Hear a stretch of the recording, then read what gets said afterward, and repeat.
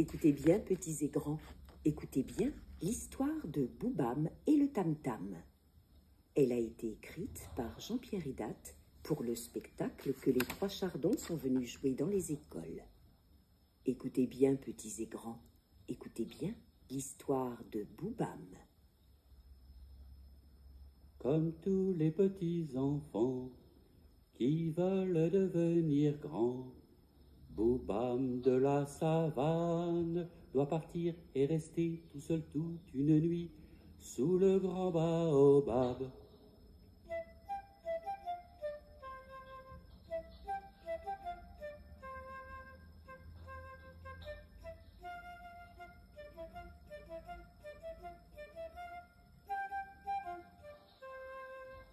Comme tous les petits-enfants qui veulent devenir grands, ce soir, Boubam doit rester tout seul dans la savane toute une longue nuit sous le grand baobab. Mais dans la savane, tout au long de la nuit, rôde le féroce lion, le fourbe chacal et le rusé serpent. Et ce soir, Boubam a peur.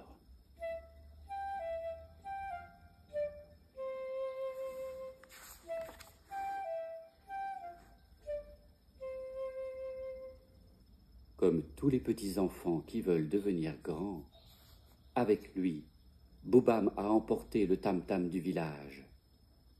Comme tous les petits-enfants, pour oublier sa peur, à toute force, toute la nuit, Boubam le frappera.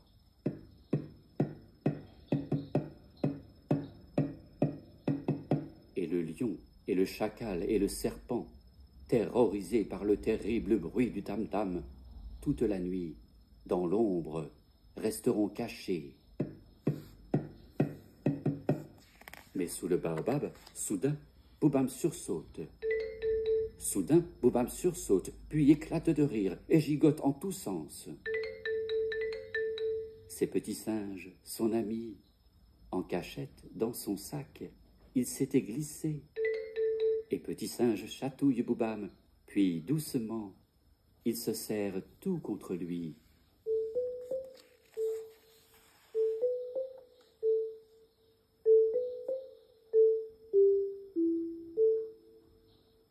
Et dans son cou, Boubam sent la caresse de Petit Singe. Et son ami, si près de lui, maintenant lui donne courage. Alors, sur le tam-tam, Boubam frappe doucement. Sur le tam-tam, il appelle le féroce lion, qui fait peur à tous les enfants. Et le féroce lion entend son appel. Du bout de la savane, lentement, il s'approche.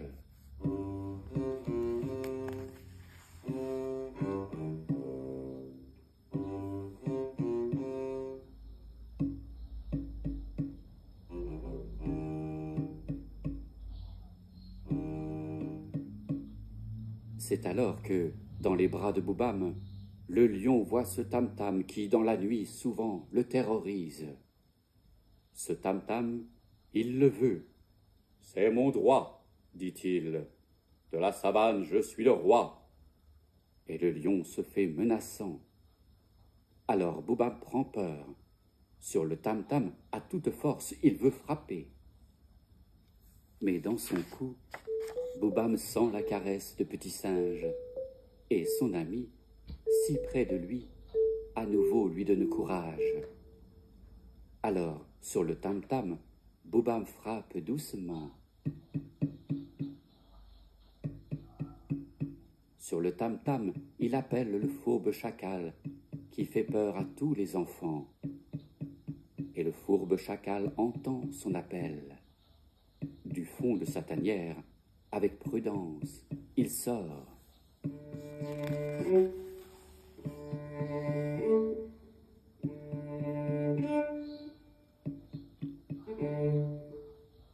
C'est alors qu'à peine sorti, le chacal se moque du lion qui prétend être roi. Et le lion, tout en colère, sur le chacal se précipite pour lui donner bien fort quelques coups de bâton. et le fourbe chacal bien vite rentre dans sa tanière. Mais, par une sortie cachée, tout aussitôt, il en ressort.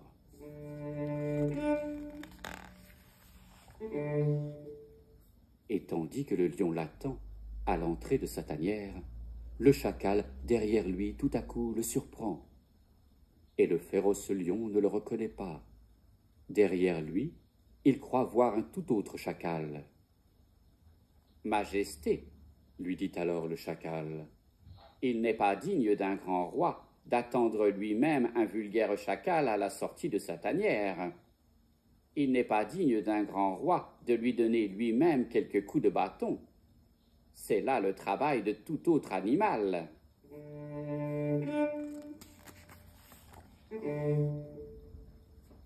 Tout fier et tout flatté par les belles paroles de ce chacal si doux et si poli, sans méfiance, alors, le lion lui confie son bâton.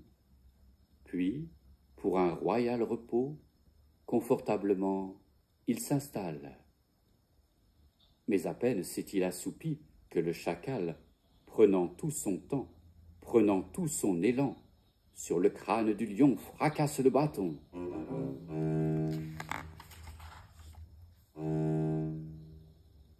Assommé, tout cassé et démantibulé, alors bien loin du baobab, le féroce lion disparaît.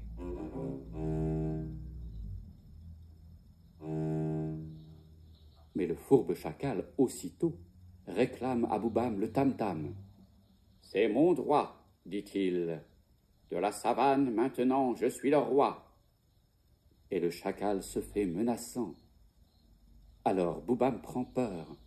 Sur le tam-tam, à toute force, il veut frapper. Mais dans son cou, Boubam sent la caresse de Petit Singe, et son ami, si près de lui, toujours lui donne courage. Alors, sur le tam-tam, Boubam frappe doucement.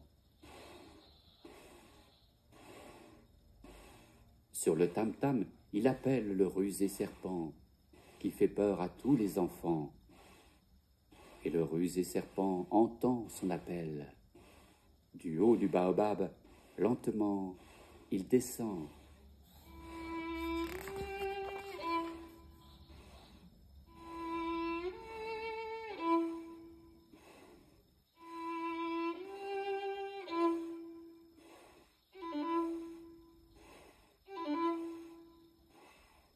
C'est alors qu'à peine descendu, le serpent se moque du chacal qui prétend être roi.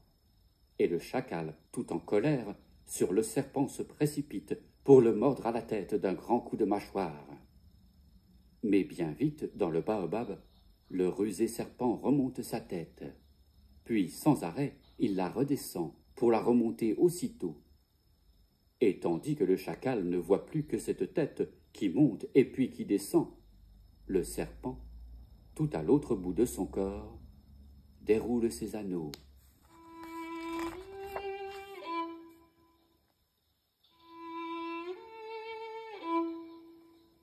Doucement, le serpent déroule ses anneaux. Puis, doucement, tout autour du chacal, le serpent les enroule. Il les enroule tant et si haut que le fourbe chacal se retrouve soudain ligoté, des pattes jusqu'au museau.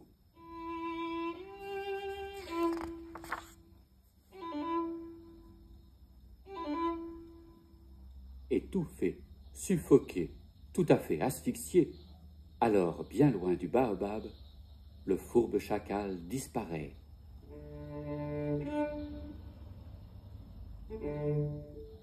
Mais le rusé serpent, aussitôt, réclame à Boubam le tam-tam.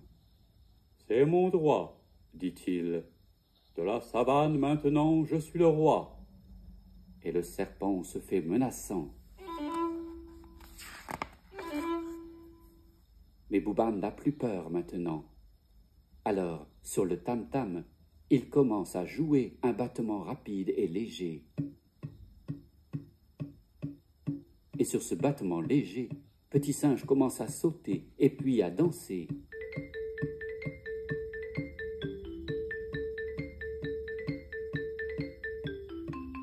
Et Et la danse de Petit Singe agace le serpent qui voudrait l'attraper et tout entier l'avaler. Mais Petit Singe, tout en fuyant, fait 1000 tours et 1000 détours. Et le serpent, tout en le poursuivant dans ses tours et dans ses détours, se retrouve soudain ficelé comme une pelote. Tout serré et noué, alors, au pied du baobab, le rusé serpent s'arrête sans plus pouvoir bouger.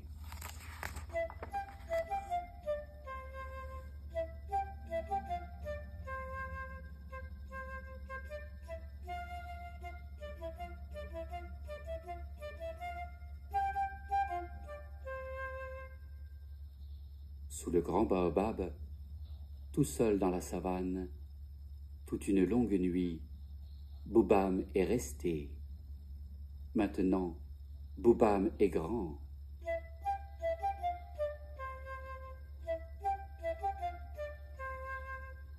Sous le grand baobab, Boubam n'a pas frappé le tam-tam à toute force pour oublier sa peur et terroriser les animaux, mais pour apprendre à les connaître, sur le tam-tam doucement, Boubam a appelé le lion, le chacal et le serpent. Maintenant, Boubam est vraiment grand. Comme tous les petits enfants, Boubam est devenu grand. Boubam de la savane est parti et resté tout seul toute une nuit sous le grand baobab.